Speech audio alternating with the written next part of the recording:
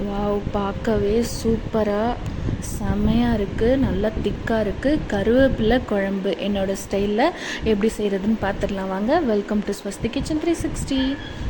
ஒரு 3 வெங்காயம் எடுத்து கட் பண்ணி வச்சுக்கலாம். 2 பழுத்த தக்காளி எடுத்து கட் பண்ணி எடுத்து வச்சுக்கலாம். தேவையான இன்க்ரீடியன்ட் எல்லாமே நான் கரெக்டாக எடுத்து வச்சுருக்கேன்.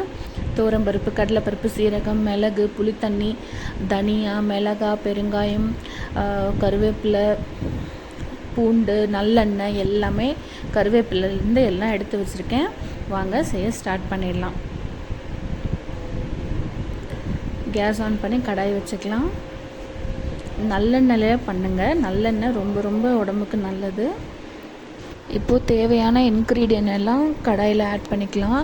2 ஸ்பூன் துவரம்பருப்பு, 1 ஸ்பூன் கடலைப்பருப்பு, 1லேருந்து 1.25 ஸ்பூன் வரைக்கும் மிளகு ஆட் பண்ணிக்கலாம். உங்கள் காரத்துக்கு தகுந்த மாதிரி. தனியா 2 ஸ்பூன் ஆட் பண்ணியிருக்கேன். வரமிளகா 4லேருந்து 5 வரமிளகா ஆட் பண்ணிக்கலாம். வெந்தயம் ஆப்ஷனல் தான், நான் ஆட் பண்ணியிருக்கேன். உங்களுக்கு வேணுன்னா நீங்கள் ஆட் பண்ணிக்கலாம். ஒரு குட்டி ஸ்பூனில் வெந்தயம் ஆட் பண்ணியிருக்கேன். நல்லா ஃப்ரை பண்ணிக்கலாம். இன்க்ரீடியன்ட்டை நல்லா ஃப்ரை பண்ணணும்.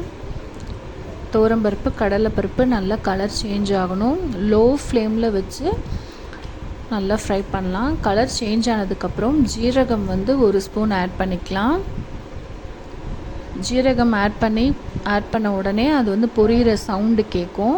அந்த பொரியிற சவுண்டெல்லாம் அடங்கின உடனே நம்ம மிக்ஸி ஜாரில் போட்டு ஆறுனதுக்கப்புறம் நல்ல ஃபைன் பவுடரை அரைச்சி எடுத்து வச்சுக்கலாம்.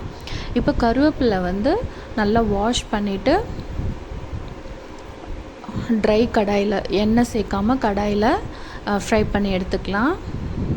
அந்த ஈரப்பதம் எல்லாம் போயிட்டு கருவேப்பிலை ஒரு மாதிரி கிறிஸ்பியாக ஆகணும். அது வரைக்கும் ஃப்ரை பண்ணி எடுத்துக்கலாம்.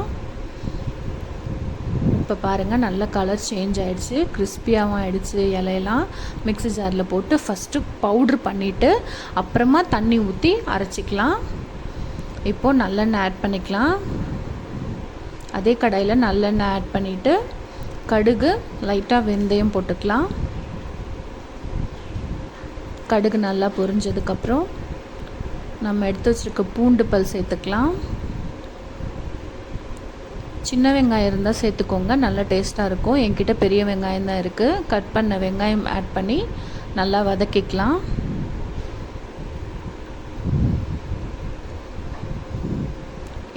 வெங்காயம் நல்லா கலர் சேஞ்ச் ஆனதுக்கப்புறம் தக்காளி ஆட் பண்ணிக்கலாம். தக்காளி நல்லா வதங்கினதுக்கப்புறம் நம்ம கருவேப்பிலை பேஸ்ட் அரைச்சி வச்சுருந்தோம் இல்லையா, அதை ஆட் பண்ணி நல்லா வதக்கிக்கலாம். புளித்தண்ணி நல்லா கரைச்சி திப்பிலாம் இல்லாமல் எடுத்து வச்சுக்கோங்க.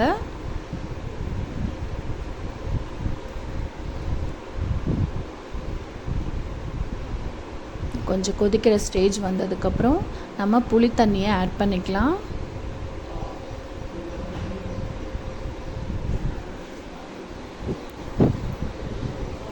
புளி தண்ணி சேர்த்ததுக்கப்புறம் அது லைட்டாக கொதிக்கிற ஸ்டேஜ் வரும்போது மஞ்சத்தூள் ஆட் பண்ணிக்கலாம். நம்ம வறுத்து அரைச்சி எடுத்து வச்சுருக்கோம் இல்லையா, இந்த குழம்புக்கு தேவையான பொடி மசாலா, அதை 2.5 ஸ்பூன்லேருந்து 3 ஸ்பூன் வரைக்கும் ஆட் பண்ணிக்கலாம். நல்லா மிக்ஸ் பண்ணிவிட்டு கொதிக்க விடலாம்.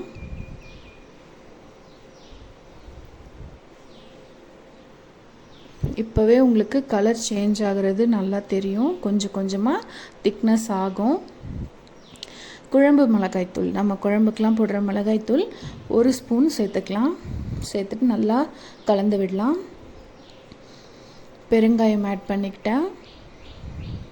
கொஞ்சம் அதிகமாகவே பெருங்காயம் போடுங்க. நல்லா மிக்ஸ் பண்ணி விடுங்க. நல்லா தளன்னு கொதிக்கணும்.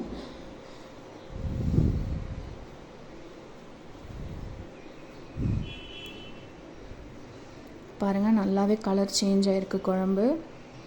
இந்த ஸ்டேஜில் உப்பு ஆட் பண்ணிக்கலாம்.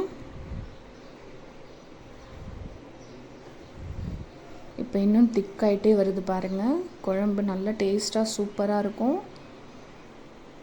அந்த துவர்ப்பை பேலன்ஸ் பண்ணுறதுக்காக, கருவேப்பிலையோட துவர்ப்பை பேலன்ஸ் பண்ணுறதுக்காக கொஞ்சமாக ஒரு துண்டு வெல்லம் இல்லைன்னா நாட்டு சக்கரை இருந்தால் கூட ஒரு 1/2 ஸ்பூன் சேர்த்துக்கோங்க. ரொம்பவே டேஸ்ட்டாக இருக்கும். எண்ணெய்லாம் பிரிஞ்சு வர வரைக்கும் கொதிக்க விடுங்க. இப்போ பாருங்கள், நல்லா திக்காகி சூப்பராக வந்திருக்கு கருவேப்பிலை குழம்பு. மிளகுலாம் சேர்த்துருக்கோம். கண்டிப்பாக குழந்தைங்கள்லேருந்து பெரியவங்க வரைக்கும் தாராளமாக சாப்பிடலாம். ரொம்ப ரொம்ப ஹெல்தி.